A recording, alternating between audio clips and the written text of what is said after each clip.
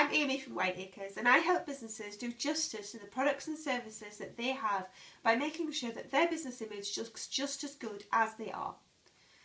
Recently we went to the nature reserve, and while we were walking along the river there was a lady coming the other way, and she told us that there was a heron standing in the middle of the river a little bit further up. So we thought that was quite exciting, and we looked out for it, and there it was standing in the middle of the river, waiting and waiting and waiting and waiting.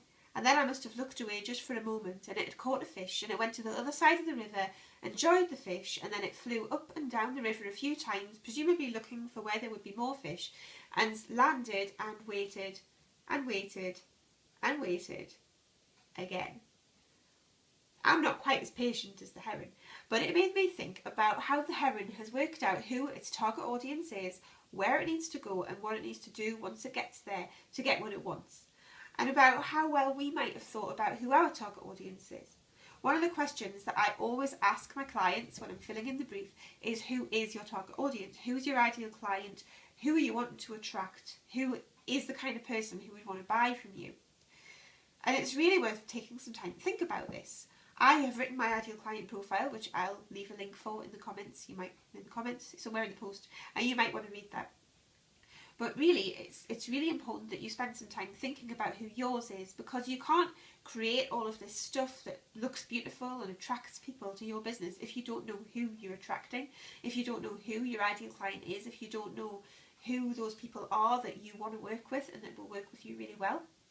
So it really is worth taking some time to think about that. And then once you've worked that out, you need to think about what you're going to do to let those people in that place, wherever that is, whoever they are, what you're going to do to let those people know what you do and how you can help them, so that when they need you to solve their problem, they know exactly where to come.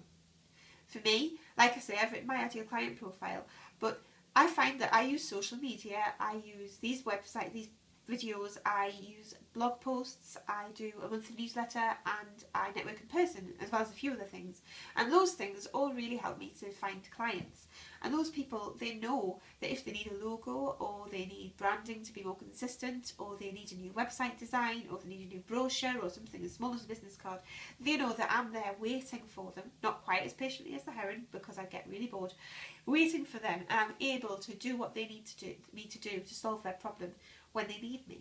So this week it would be really great if you would leave in the comments what it is that your business does, what you offer people, who your ideal client is, and what you're doing to let those people know what you do, so that when they need you, they know where to go. Because it would be great to know. I'm really nosy, and I just think it's always good to be able to share what you do and how you do it, so that other people can find out as well and benefit from that as well. So yeah, please let me know that in the comments, because that would be great, and have a really good think about who your target audience is, so that you can make sure that everything that you produce for your business is focused in on those people. That would be really great, and I'll see you for the next video next week.